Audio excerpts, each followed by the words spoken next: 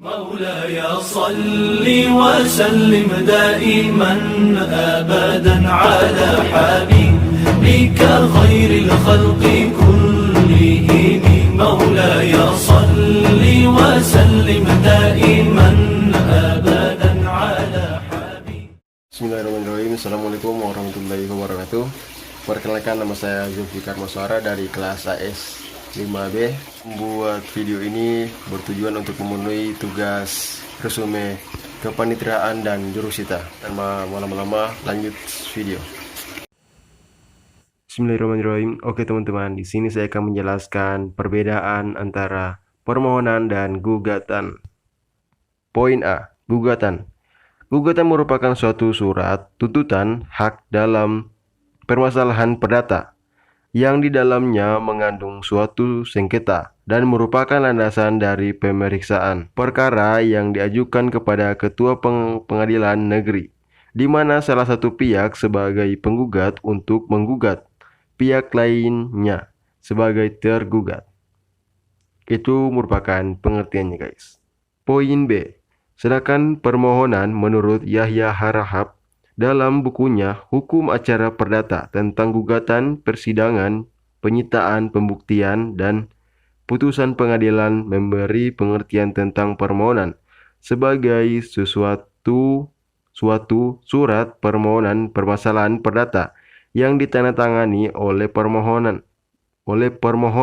atau kuasanya sebagai ketua pengadilan negeri, yang di dalamnya berisi tuntutan hak oleh suatu pihak yang berkepentingan terhadap suatu hal yang tidak mengandung unsur sengketa, sehingga badan peradilan yang mengadili dapat dianggap suatu proses peradilan yang bukan sebenarnya. Itu merupakan pengertian dari permohonan. Poin C. Dasar hukum.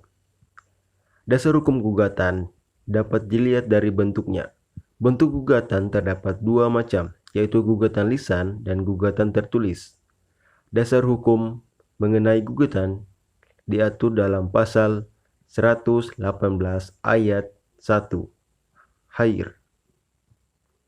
Junto pasal 142 RBG untuk gugatan tertulis dan pasal 120 Hair untuk gugatan lisan. Akan tetapi yang paling utama tetaplah gugatan tertulis. Lanjut, untuk permohonan dapat disebut juga sebagai gugatan volunteer, di mana dimaksudkan adalah gugatan permohonan dilakukan secara sepihak tanpa ada pihak lain yang ditarik sebagai tergugat.